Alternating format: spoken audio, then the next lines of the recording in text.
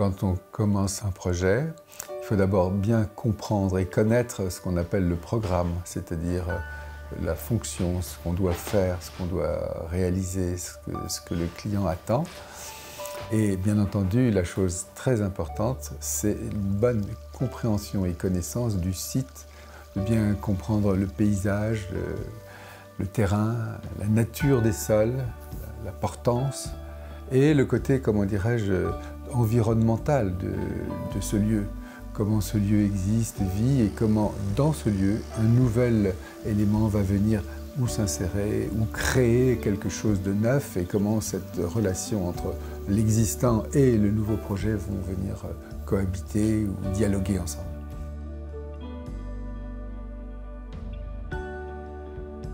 Il y avait ce charme de la ruralité de cet endroit. Donc je pensais qu'il fallait absolument venir se glisser dans ce site sans faire de choses trop fortes, si vous voulez, mais au contraire des choses plutôt féminines, douces, et qui viennent s'inscrire dans cet endroit.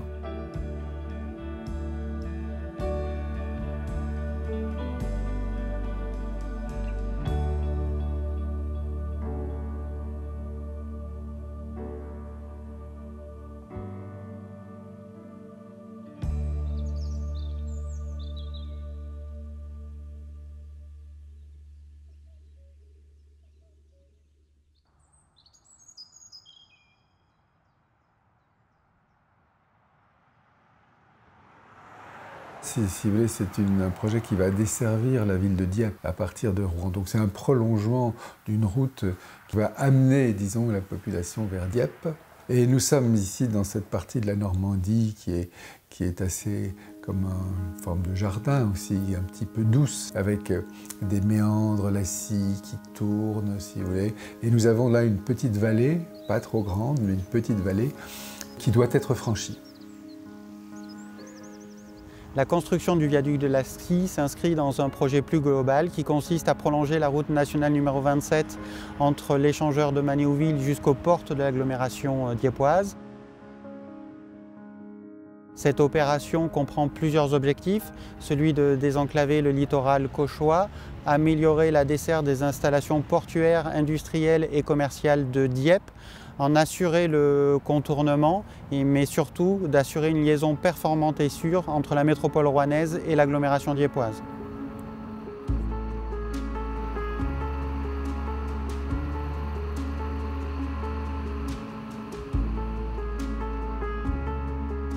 La construction du viaduc de la Scie constitue un projet majeur d'ouvrage d'art de l'État dans la région Normandie.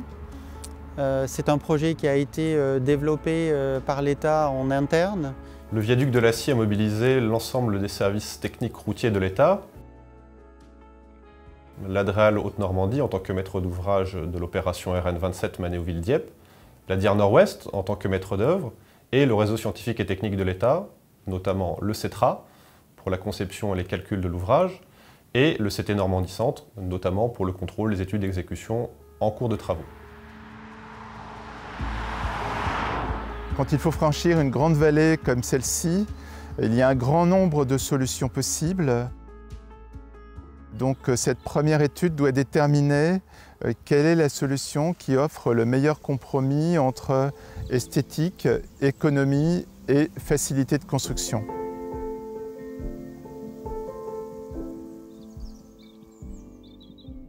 Il faut comprendre un petit peu cette vallée, ce qu'elle est, la Scie. La Scie, c'est une petite rivière. Donc l'échelle de la structure sera tout à fait différente que dans des autres sites. Et donc on a composé l'ouvrage en fonction justement de cette échelle qui n'est pas trop grande, même si on fait un viaduc important. La topographie des lieux est toujours quelque chose d'important lorsqu'on dessine un ouvrage d'art. Donc ici, la première chose qu'on voit, c'est l'endroit où démarre la vallée, où elle se termine. Donc ça conditionne la longueur totale de l'ouvrage, ici de 506 mètres. L'autre paramètre important, c'est la profondeur de la vallée. Ici, la profondeur totale est de 60 mètres. Le tablier est environ 35 mètres du terrain naturel. Cette profondeur conditionne le nombre de piles que l'on va mettre de manière à ce que deux piles successives définissent quelque chose d'assez harmonieux. Voilà, que le volume entre deux piles successives soit bien proportionné, donc la profondeur influence la distance entre les piles. Il n'était pas question de dévier la scie ou de créer des modifications, si je puis dire, dans le territoire existant. Donc il a fallu trouver des implantations qui viennent se mettre, se positionner par rapport à la rivière, à la SNCF, à la RD. Et donc nous sommes orientés plutôt vers des travelures moyennes, c'est-à-dire avec des travées d'environ entre 60 et 80 mètres, qui permettent d'avoir justement une petite succession de poteaux qui ne seront pas trop grands, qui ne nécessiteront pas de fondation trop importante et qui permettent d'avoir donc un tablier qui sera assez léger, assez souple et qui viendra dans ce paysage venir s'accommoder, s'accorder, dialoguer si vous voulez.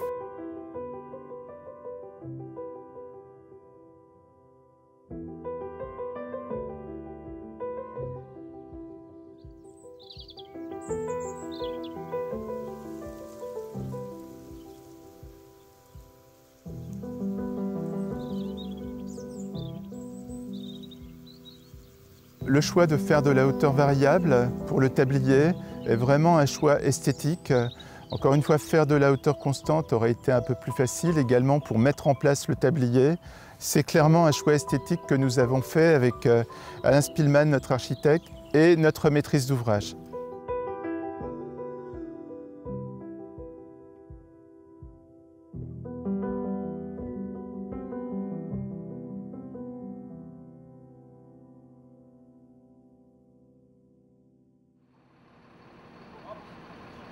La charpente métallique du viaduc de la Scie a été fabriquée à l'usine de Le Tarbourg.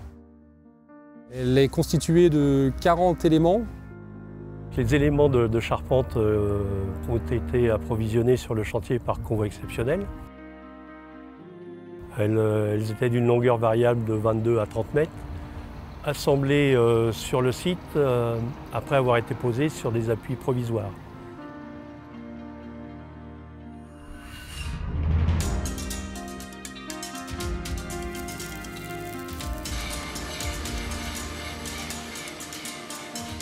Sur place, on a d'abord livré les 4 premiers tronçons. On a procédé au premier lançage pour libérer la place sur la plateforme. On a livré les 4 tronçons suivants, deuxième lançage et ainsi de suite, jusqu'à la dernière phase d'assemblage et le dernier lançage qui a permis à la charpente d'accoster sur la culée en face. Comme toutes les travées sont identiques, à un moment donné, il va falloir soulever tout le tablier pour franchir les parties les plus hautes. Mais nous avions estimé que voilà, le lançage serait un moment un peu difficile à passer, mais qu'en contrepartie, la silhouette de l'ouvrage serait, la silhouette de l'ouvrage va durer 100 ou 200 ans dans le paysage. Donc voilà, on a estimé que le jeu en valait la chandelle.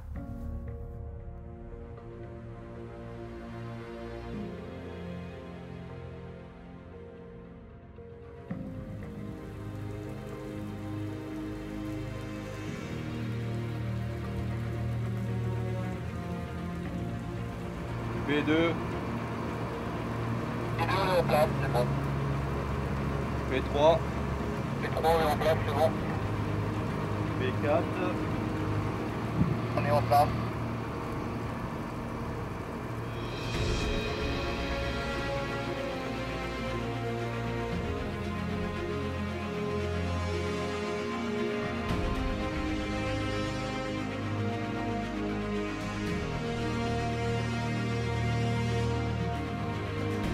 Sur un ouvrage comme ça, le plus gros risque, c'est quand même le déplacement de la charpente métallique, parce que quand on arrive au bout de l'assemblage, on déplace 2000 tonnes de charpente métallique sur 500 mètres de long. C'est assez impressionnant. 307 en transition.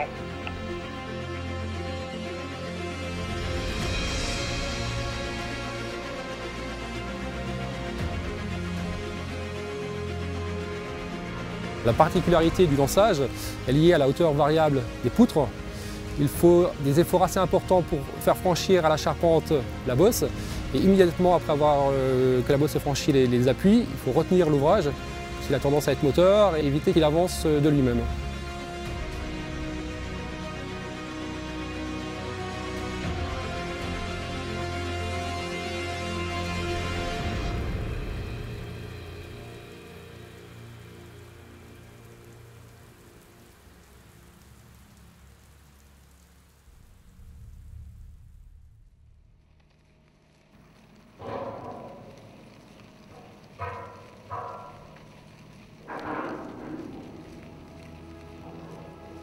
L'un des lançages pour franchir la voie SNCF a dû se faire de nuit. Le lançage de nuit, c'est une ambiance particulière parce qu'on est beaucoup plus sensible au bruit, à l'environnement sonore. On entend la charpente qui glisse et qui craque par moments. Tout le monde est un peu en alerte et prêt à réagir s'il y a un problème.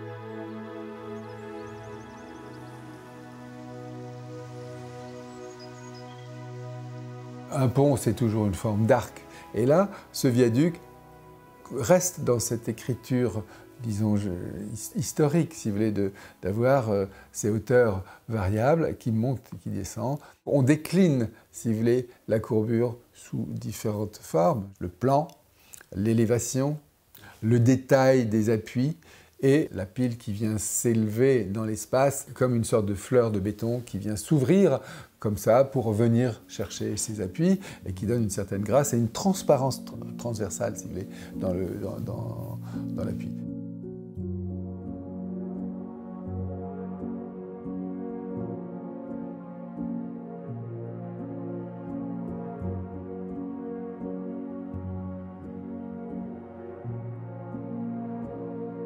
Le CETRA s'est battu pour que ces très jolies piles qu'on voit derrière moi, qui sont un peu plus compliquées que la moyenne, soient conservées dans le projet. Et aujourd'hui, quand on voit l'ouvrage, on se dit qu'on a bien fait de se battre pour faire les piles qu'Alain Spillmann avait dessinées.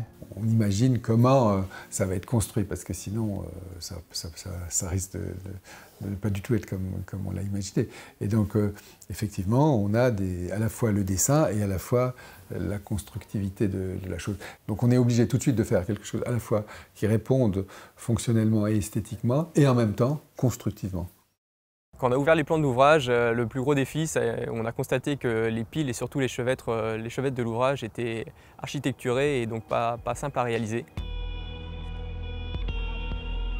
La difficulté, c'était de réussir à concevoir le coffrage du chevette avec deux tôles, avec deux courbures différentes. Et donc ça, c'était vraiment un vrai défi. Et à l'intérieur, d'intégrer les engravures qu'on peut constater. Une fois le bétonnage du chevette réalisé et terminé, donc tout le chevette était coffré. Et donc c'était vraiment au décoffrage à la fin qu'on voyait ce que ça donnait. Donc c'était un petit peu la surprise, quoi.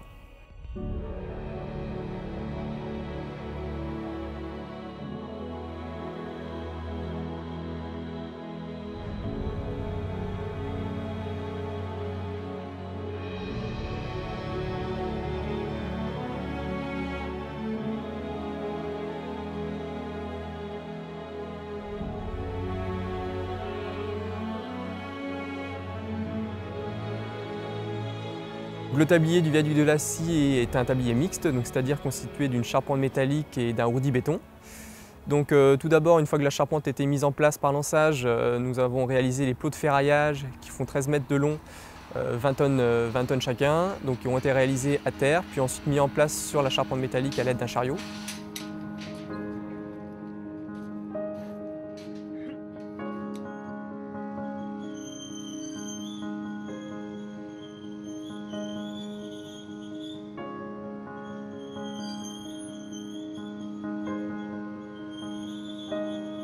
Le bétonnage du roudi a été réalisé avec deux équipages mobiles.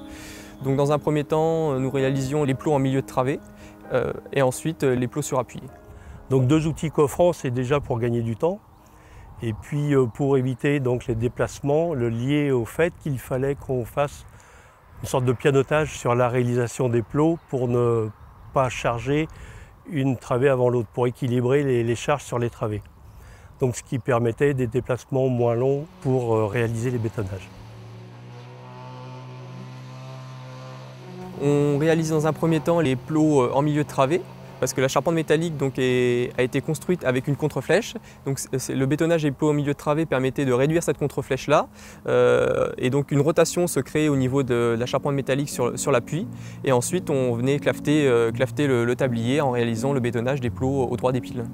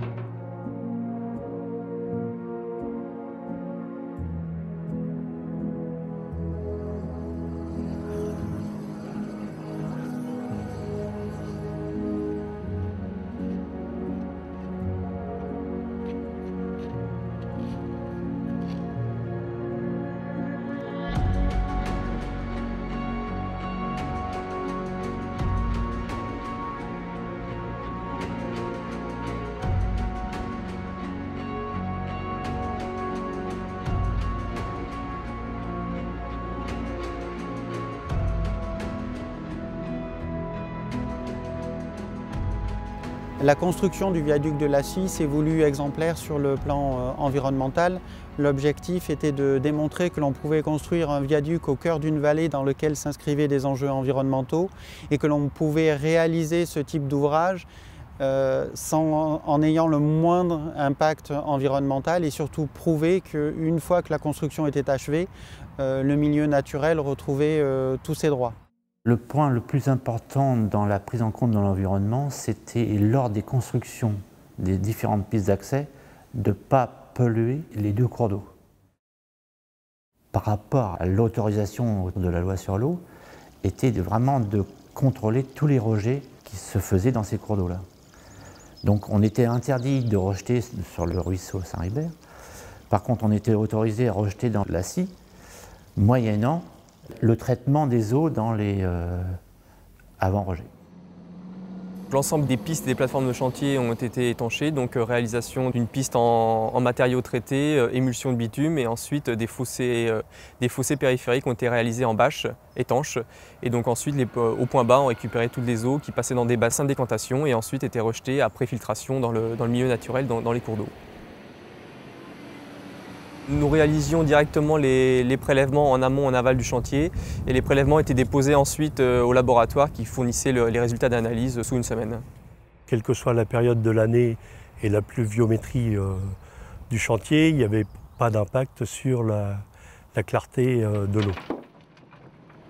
Pour construire le viaduc, on a été obligé de déployer ce qu'on appelle des pistes de chantier qui ont fortement marqué le paysage au démarrage des travaux avec les terrassements. Et tout l'enjeu, une fois la construction du viaduc terminée, c'était d'effacer dans le paysage cette intervention. Et c'est ce qu'on a fait pendant les derniers mois du marché du viaduc de la Scie, où on s'est attaché à effacer les traces de ces pistes de chantier et à retrouver la vallée dans son état originel avec des versants, avec les mêmes pentes qu'à l'origine avant notre intervention. On a procédé après cette intervention-là à une revégétalisation des versants et on en a même profité pour compenser les boisements que l'on avait détruits pour la réalisation du viaduc par des boisements complémentaires au droit du bois existant et on a replanté 9 hectares de bois au droit du bois d'Écorchebœuf.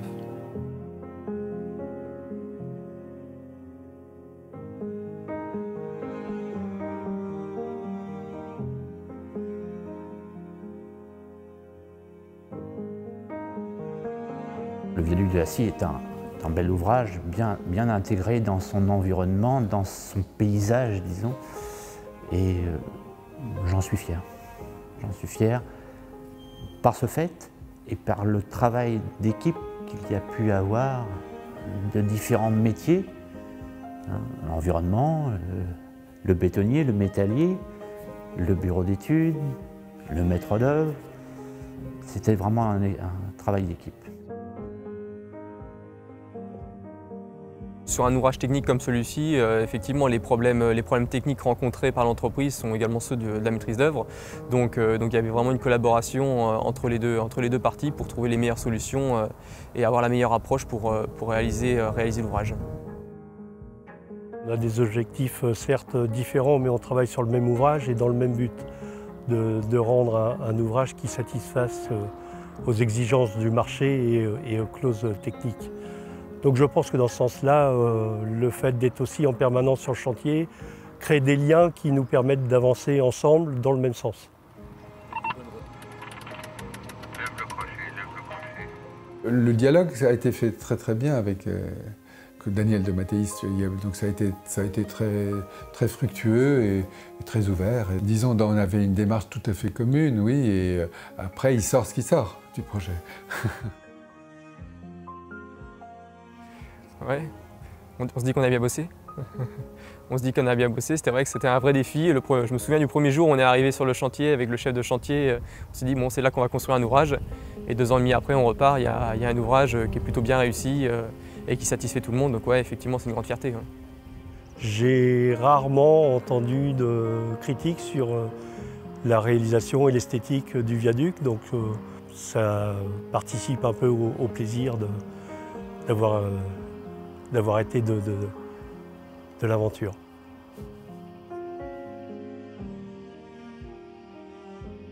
Moi, ce qui me reste, c'est que, si vous voulez, la Normandie a quelque chose de charmant. C'est un jardin, donc je suis content d'avoir fait de belles fleurs dans ce jardin.